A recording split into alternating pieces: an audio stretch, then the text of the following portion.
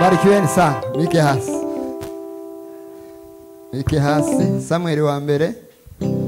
Soma ijambo ry'Imana mu gitabo cya Samueli wa mbere.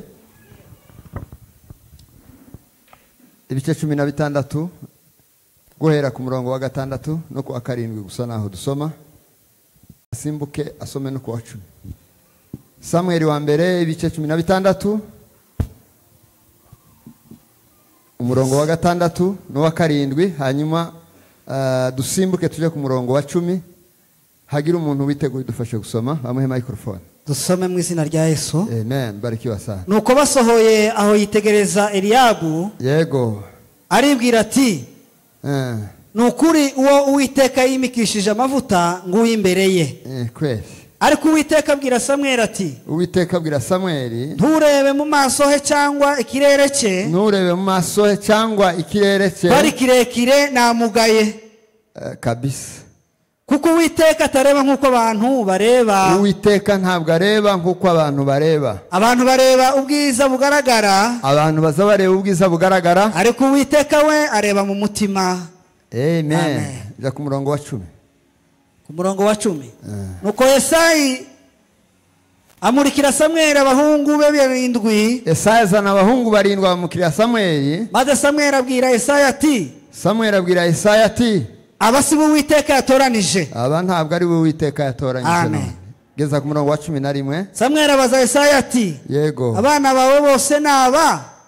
Aramusubiza ati asigaye umuherezi ariko aragiye intama. Yego. Samueli abwira Yesayi ati mutumire bamuzane kuko ntari buje kurya atarahagera. Amen. Barikiwa sana. Twashimye ngira ngo atukuzwe. Mwikirize amen. Twabashimiye izo nti tubisubiramo. Uyu mugoroba turaganira ijambo rivuga ngo Imana ntireba nk'abantu.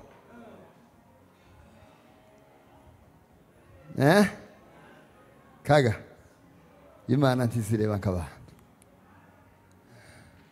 Imana ntizireba nk'abantu.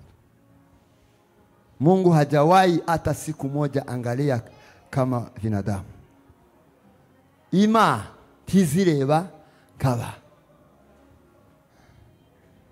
Samueli yaranditse aravuga ngo abantu baza batwitegereza ngo tureba bakabona ibyiza ngo atari twebwe bikwiriye. Ariko Imana yo yatureba ngo ikabona turaruta ibikwerere, turaruta n'ibishongore, ngo yofata ubwiza bwayo igafata n'ubutunzi bwayo ngo akaba ari twebwe birundaho. Tugire gushya. Atukuzwe. Nasomye Bibiliya irambwira ngo imaze kuzinukwa Sawuli, imaze kumufata Imana Bwana sifiwe. Abantu benshi buriya bazi ngo Satani niyo ngo izibakura nko ku ngoma, ngo nizibagwanya, ngo iyo tubashima izi kuvungira yonyine ikagufata kugeza neza iguhindura igikatsi. Tuzamura Imana icyubahiro. Ahimbazwe Yesu. Imana ibwira Samueli iramubwira ngo ese uzageza he no kurira Sawuli. Iramubwira ngo fata Bwana sifiwe ihembe ngurishiremo amavuta, hanyuma nkwereke umwami wa Isiraheli ahantu ari i Betelehemu, aho niho uzaja kumusigira amavuta. Tugira gushya. Ahimbazwe Yesu. Samueli abazimana arayibwira ngo ndanyura. Samueli aravuga ngo nisha i Betelehemu Sawuli azonyisha. Umva nkubwiye Imana yakuvuzeho Bwana sifiwe izahita kubanzi bakuzunguruse kandi ishaka gukora izigikora mu gihe cyayo ku isaha yayo, mu mwanya wayo, mu mwaka wayo, mu minota yagenye n'amasegonda yagenye. Haleluya. Ahimbazwe Yesu. Imana ntireba nk'abantu. Wewe ntureba nk'abantu gutubwira ibinyoma kandi ntizitekereza nk'abantu. Ubwenge bwayo butandukanye n'ubw'abantu. Imigambi yayo kuri twebwe itandukanye n'iy'abantu. Abantu baza batwitegereza batureba bakagushira Imana. Ndetse abenshi ubu nyine tuvugana na baragushinguye umaze imyaka 3 uri muri ranga. Uri mu kuzimu bazagukandagiraho gucya bakavuga ngo uriya twaramurangije byararangiye habe nubwo hayagenda kuriya ibintu bye twarabihambye kandi nawe kuriya mu mitima yacu twese yarapfuye ariko rurema we ariko satani zibesha abantu yewe nabona kiturabesha no kuteranya mutayemele mutakoloe agabateranya ukatuye mukila Adamu ukatuye mukila Eva. Haleluya, ahimbazwe Yesu, atukuze Bwana wa majeshi. Samuel abwira ngo Imana ngo imubwire gutyo buriya kimwe mu bintu Imana ikunda mu buzima bwayo icambere no kuyumvira. Yavuga ngo ukamuvuga ngo yaguhitira umugore ukamuvuga ngo Mana n'uyu nguyu nyine nuko yo wamfitiye.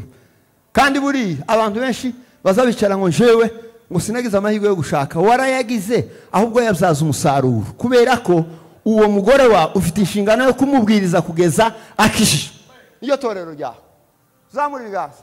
Haleluya, abandi akavuga ngo nje ngo nagize shock ngo yo kuvukira mu muryango ngo abantu batameze neza. Uwo muryango wavukiyemo ni w'Imana yatekereje ko ugomba kuvukiramo kubera ko ubwenge bwayo bwaravuze unuvukira muri uyu muryango utatangaza injili mpaka watu waingie katika ufalme wa mbinguni.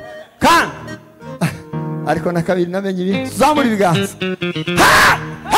Bwana zamuri biganza. Ahimbazwe Yesu.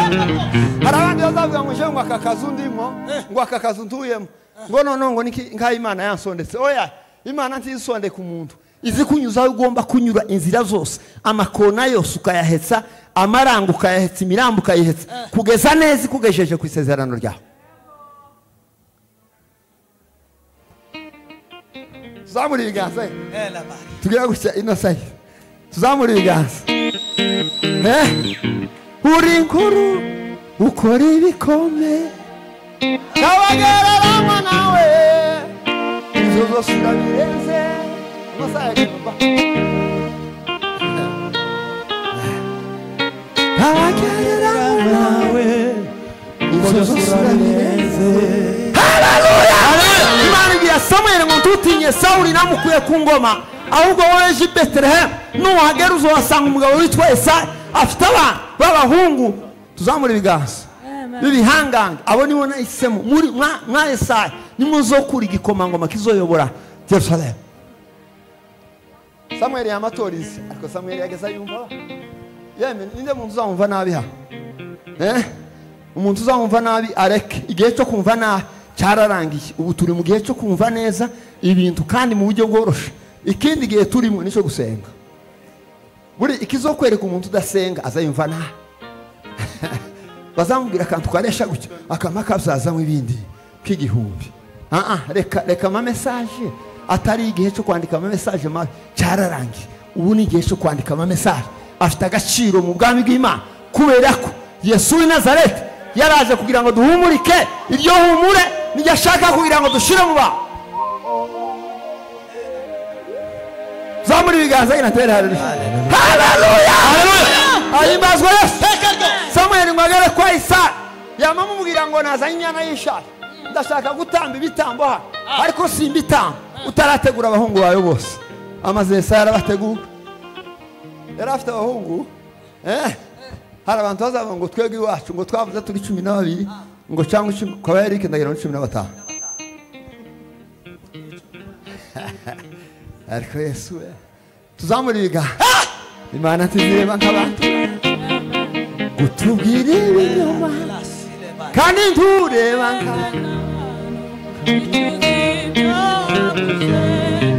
yakomeye isezerano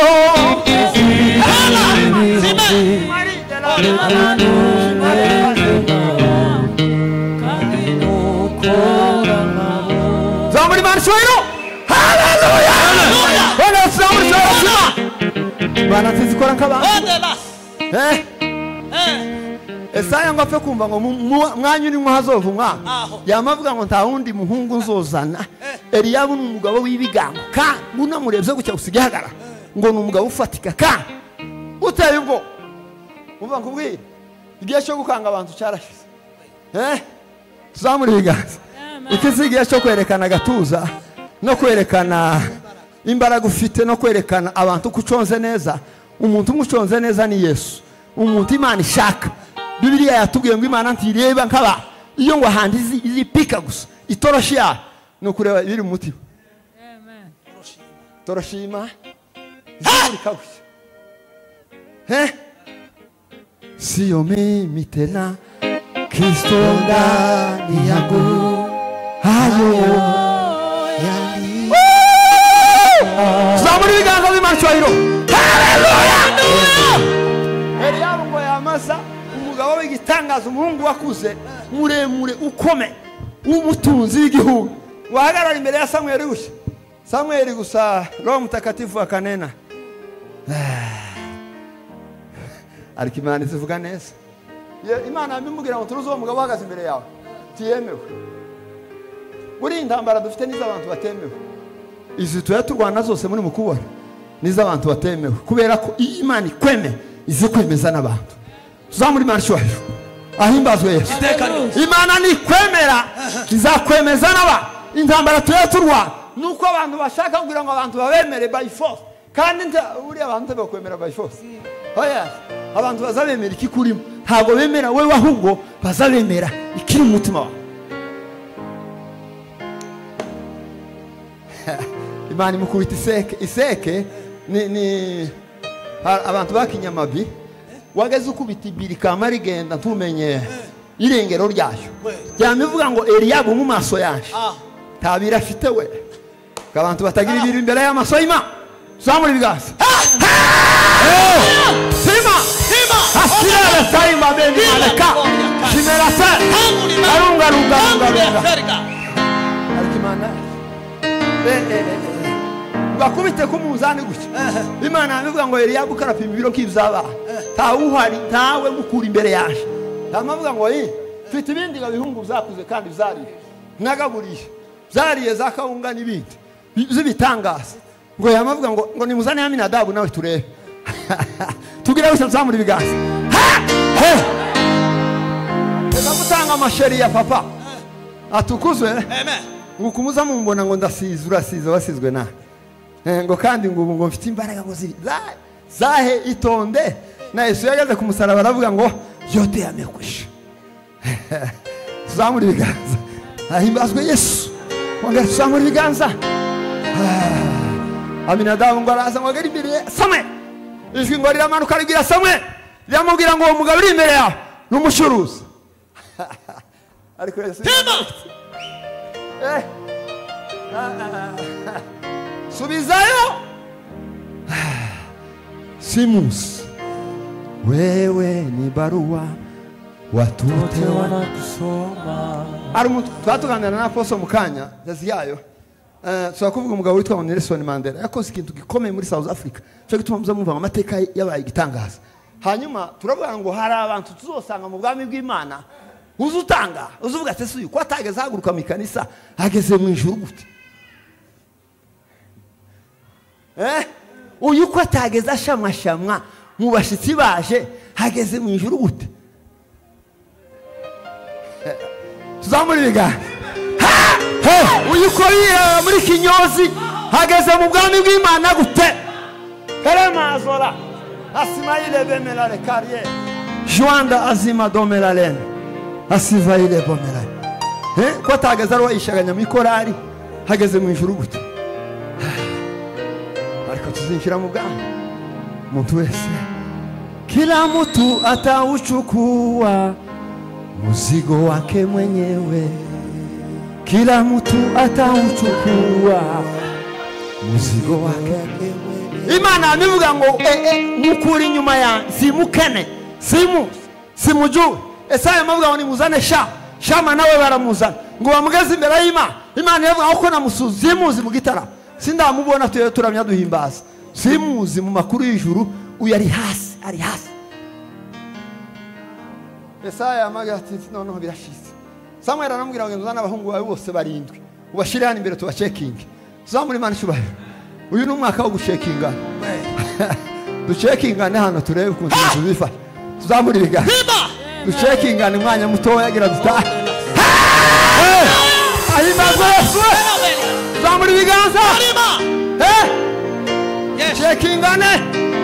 barindwa arabashorera arabazana ngo bageze imbere ya Samweli gusa amaze Samweli abanyuza mu ijisho ijwi rikama rimubwira ngo va ku wa mbere, uwa kabiri, uwa gatatu, uwa kane, uwa gatanu, uwa gatandatu, uwa karindwi bakura imbere yanje bose imisi wajuye. Biriya yatubwira ngo abaza Yesaya ngo nta kandi gahungu ufite kari hano hafi. Nababonye abangaba barasa neza wabambitse kandi biteguye kurya bafite n'amapeti gitangaza. Ariko ndafashwe kweli tuzamuriga tugere ariko Imana Israel hari umuntu uzashaka akavuga ngo Imana we ukunavukiye iki oya wewe reka kubaza impamvu wavutse irahari kandi nico uzabasho uzakiba kubera ko igihe cyo kukiba nikigera bazokumenaho amavuta yawe kandi amavuta gusa sari y'abashumba batumena hari ayandi mavuta mwuka wera azagenda asiga abantu iyo yagusize nibwo uzumererwa neza cyane kuruta gusigwa n'abantu. Tukanasengere gusigwa n'abantu kubera ko nusigwa n'abantu nyina amavuta yawe naho azagaruke ariko nusigwa n'Imana. Tuzamura ibiganza wana tuzamura ibiganza ahibazo Yesu ariko Yesu ni Nazareti ngo shayo umuntu bansize amavuta aho iyo bakuretse hari shidi ukeneye amavuta y'abantu ukeneye amavuta y'abantu bazoya gusiga barayafa urayakene. Tuzamura ibiganza tuzamura ibiganza amavuta y'abantu pastor amavuta y'abantu bazaba yagusiga mu gitondo ukamukuburuka nimugoroba ukamuhinduka umwe irindi yinga bakaguteka irindi rikurikiyeho bakakwirukana mu kanisa irikurikiyeho bakagukura kunte bakayishaza wundi muntu irindi yinga ryakurikiraho bakaguterura bakakugira indiri amaze bakakuriri ariko wasizwe n'Imana gasosi tuzamura ibiganza usigwa n'Imana we mavuta y'Imana yamavuga ngo ka Dawidi ngo ko ngo ikintu gashinzwe gusa ngo nukuragira intama si n'umuhungu gahozana hano mu bantu kandi umwungeri wese kurya n'umwe abasa nabi icya kabiri abahayanuka ibyo aragiye nimba ari intama abahayanuka intama turuwa ntaba afite ibitekerezo biri update ku murongo w'isi ahigeze kubera ko icareba gusa n'umukumbi. Naho uriya Dawidi yari muri stage Imana ngo witegereze ukuntu yageze aragira intama neza yamivuga ngo nukuri tuzamura Imana cyubahiro zamura ibiganza oya guma muri icyo kibanza cyawe guma muri icyo kibanza cyawe papa uzi utekinika ivyuma gusa Imana ikeneye gucekinga mu mutima wawe nibona umutima wawe urakeye nitaingia lango lake asifa moyo nitaingia kwa shangwe nitasema siku njema Bwana amefanya nitafurahi kufika mbinguni. Zamani biganza haleluya zicakinga umutima zigenda itera amakashe ku mutima yigeze gutata Dawidi nicyo iravuga ngo mbonye umugabo uteye uko umutima wanjye ugeze gute uko umutima wanjye ushaka ngo yamibwira Samweli ngo ako gahungu ako bavuze nigakandagira gushya huri wamufata gushya ihembe urigize hafi ariko mama we nitole masama niokowe na jaribu unilinde hata mwisho unikae kwako juu. Zamuri biganza ni maswahiro haleluya Dawidi ngo arishira mu muhana we Dawidi ngo yishire mu muhana muri rurase bamavuga ngo nguyu yaraje we nguyu yarashitse hela sauve asima de la riefoide ashima dandi malewa bamavuga ngo nguyu yarashitse Imana yamubwira Samweli iramubwira ngo egeranye ihembe papa nguyu umwami wa Israel araserutse iyo wasenze tuzamura ibiganza atukuzwe ngo bavuge ngo arashitse, ngo bavuge ngo ateguye ihemba araryegeranyije. Ibihungu za Isaya byose zamabitangira. Ngo umuntu uzuragira intama ngo nawe yosigwa amavuta yo kumwami wa Israeli, ngo cyangwa se ngo yosimbura sebukwe. Ngo nimwe mwitonze ngo tubanze turebe abantu bazavuga ngo barebe final. Ta final itagira mwanzo. Kurya utangiye na uzusoza na iyo usenze kare amavuta aza kuza kare, iyo usenze ukerewe aza kuza ukerewe, iyo ukubise ingoma zamuri biganza ahimbazwe Yesu. Bari baragafashe bamavuga ngo wakako nako kuragira intama gusa, kandi buriya famille zigira ukuntu uzazipanga nk'ibintu. Nguriya ngo yobagapita ngo uyu nawe ngo mumushire hariya ngo azayobora abantu ngo ari kuyo ngo mwe mumuretse ngo sinzi ukuntu azatekereza ngo ibintu uziwe ngo sinzi ukuntu ngo ngo ka ngo ntazi no kuvuga ngo mwe mumushize mu hene cyangwa ngo wowe urahura ihene. Kera gawe yapanga imirimo ruguru, urahura ihene uraje kuvoma. Dawidi bamavuga ngo wewe intama nizo ushoboye, naho gucuruza no kurwana no kumusirikare ntabyo ushoboye. Zamuri biganza. Haleluya! Dawidi ngo bamuza nawe Imana yamubwira Samuel, iramubwira ngo manura yahe umwami wa Israeli arashitse. Tagira umukunga we.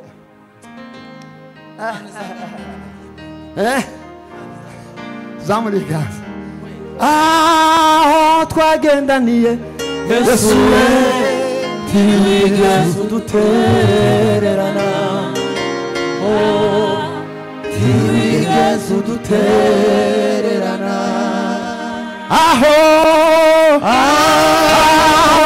Twagendaniye Yesu tigeze udutererana, tigeze udutererana.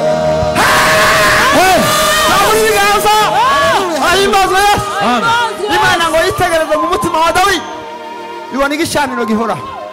Kintu Imana izayishimira ni igicaniro gihora ku mutima wawe. Nishizireba gusa kubera ko ni igicaniro nibwo buzima bwawe. Izayisharireba mu mutima wa kagabo igicaniro kimeze gute. Yabona ntigifashe neza igatambuka ikaja mu mutima wa Eric. Yareba umuriro urimo igatambuka ikaja mu mutima wa Pastor ikawusheki. Yabona ntufatika ikaja kumuda ikawusheki. Yabona ntifatika kugeza isanze igicana aho nizirya birebe umutima wa Dawidi isanga igicana kirifurutanye. Imana kwihimbaza yamasanga gusa Dawidi we gusa ibintu abamoniye. Timuruzi ibintu azavuga ngo abantu baba mu gitaramo ngo babuze icyo bakora. Ni ukuri nti twabuze icyo dukora kubera ko turakorera Imana, kandi aho gukorera abantu twokorera Imana kubera ko Imana Israeli igiye kuduhemba. Izo duhemba neza. Ahimbazwe Kara Imana ngusubire gucekinga umutima wa Dawidi isanga ijambo ryarapakiye ririfu. Ni ukuvuga ngo nta hantu wonyura ka isanga umutima wa Dawidi urafunze.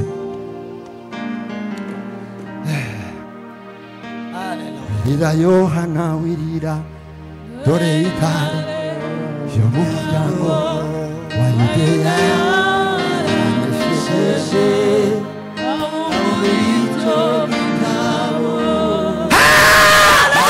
icekinga umutima wa Dawidi isanga umwuka w'Imana uzugendagenda hejuru muri we.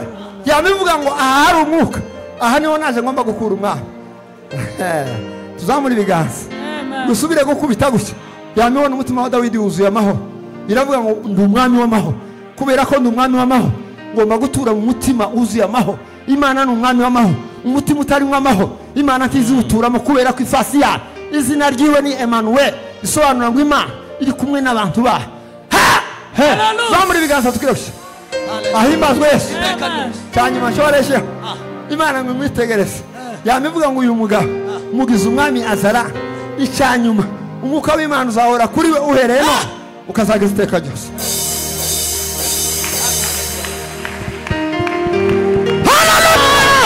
Shuranga po shuranga.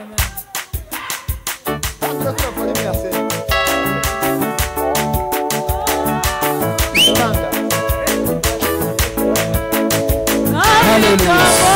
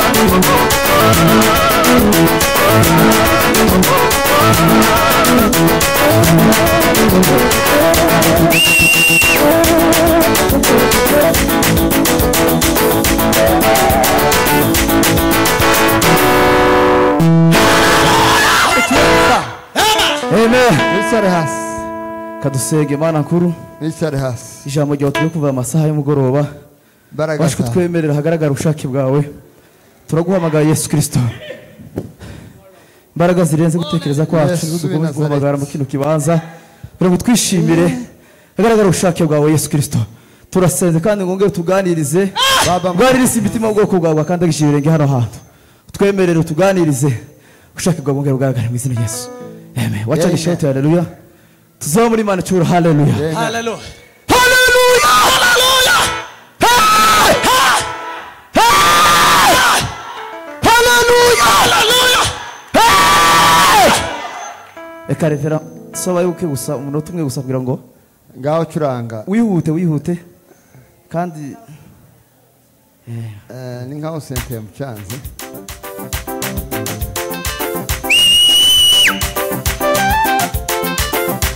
andi militara